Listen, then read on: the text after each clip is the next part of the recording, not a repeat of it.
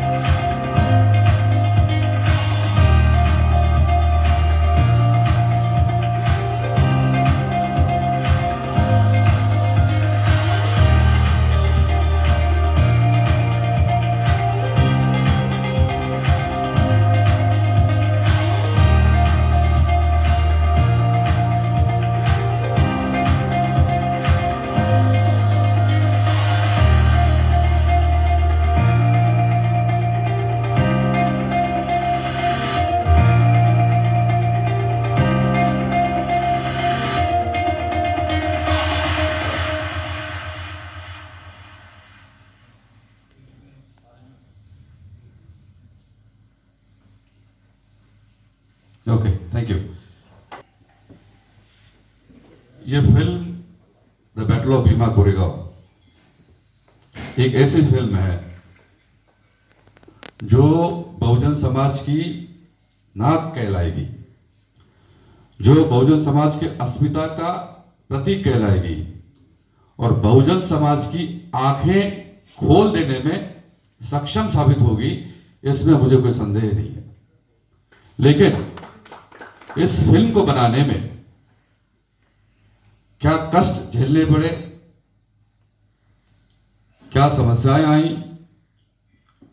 और उन कष्टों को और समस्याओं को पार करते हुए कैसे यह फिल्म बनी, ये तो फिल्म के रिलीज होने के बाद जब हम making of the film video release करेंगे तब आपको पता चलेगा।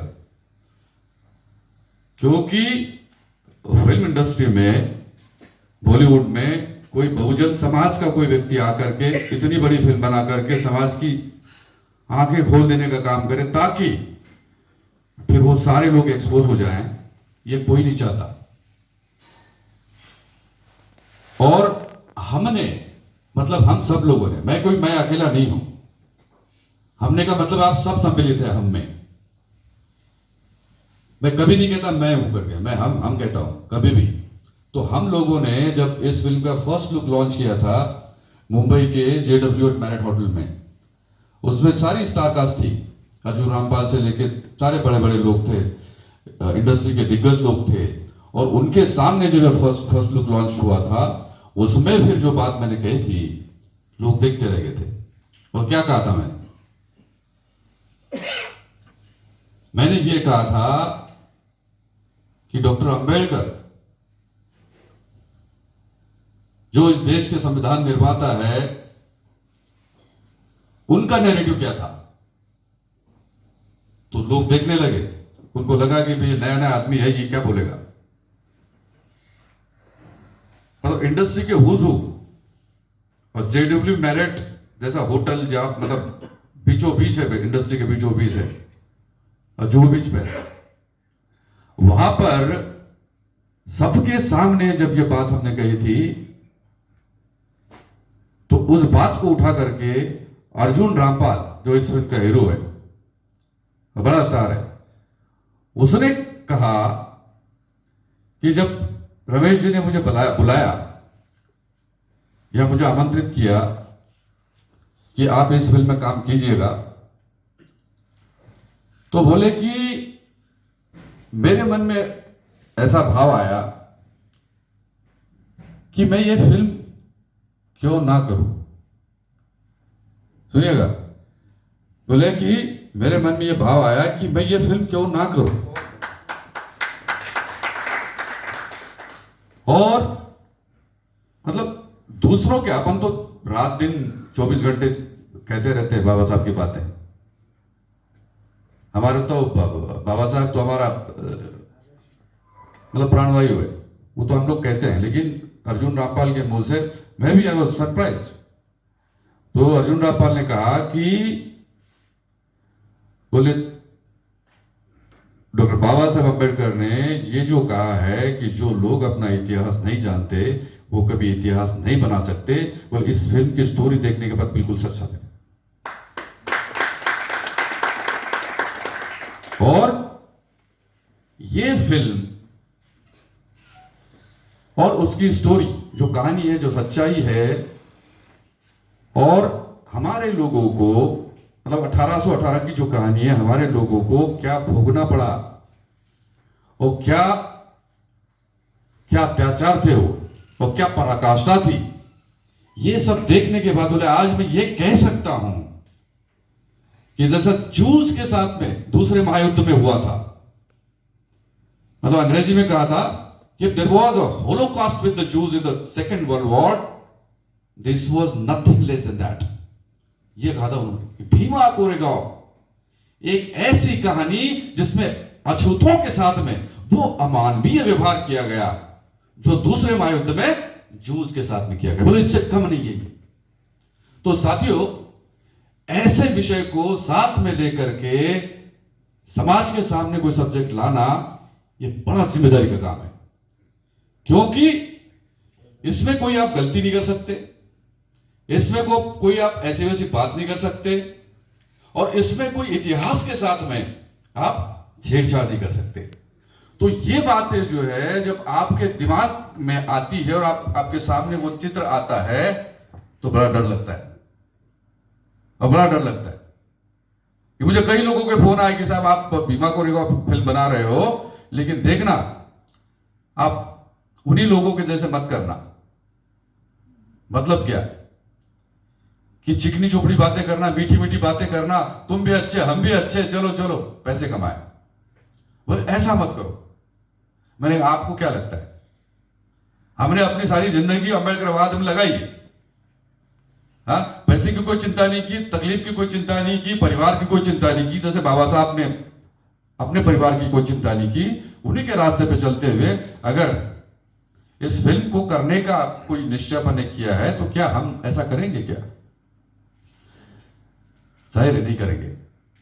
लोगों का विश्वास है, मेरी जो क्रेडिबिलिटी है, मैं कह सकता हूं कि मेरे पास कोई ऐसी वैसी चीज हो ना हो, लेकिन मेरे पास क्रेडिबिलिटी है। समाज को मैं धोखा नहीं दे सकता, चाहे गर्दन कट जाए, लेकिन समाज को धोखा देना अपने खून में नहीं है।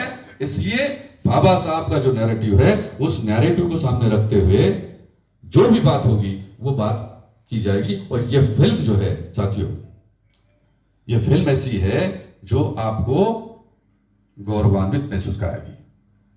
और इसलिए इस फिल्म के बजट में जो पैसा लगाने की जरूरत पड़ी थी, जाहिर है सबसे ज्यादा मेरे पास है पैसा है, और नंबर 1 का पैसा कोई भ्रष्टाचार का पैसा नहीं है। लोग चाहे कुछ भी कहें, हमारे पास में रिकॉर्ड है, आप रिकॉर्ड देख सकते हो, ये पैसा कहां से आया, कहां लगा है, किसको क्या पेमेंट किया है, everything is in black and white, मतलब आप देख सकते हो। हाँ, और इसीलिए ये जो कंपनी लॉन्च की गई है रमेश टेटे फिल्म्स लिमिटेड, पहले छोटी सी फर्म थी ये, मैं अकेला प्रोप्राइटर था इसका, लेकिन मैंने सोचा कि अगर भीमा कोरेगांव रिलीज होती है और इसमें बहुत सारा पैसा आएगा, जाहिर आएगा, क्यों आएगा, क्योंकि वर्ल्ड वाइड रिलीज होगी ये फिल्म।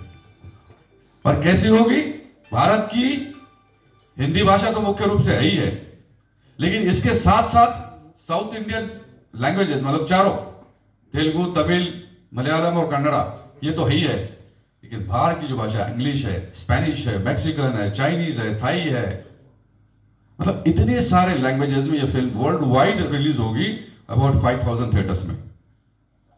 तो इसका बिजनेस का पैरामीटर बहुत बड़ा है, और जो इंडस्ट्री के महारथी लोग हैं, और जैसे मल्टीप्लेक्सेस वाले हैं, मतलब 5 मल्टीप्लेक्सेस, मुख्य रूप से 5 हमारे देश में या बाहर भी कह सकते हैं, 5 मल्टीप्लेक्सेस की चेन है।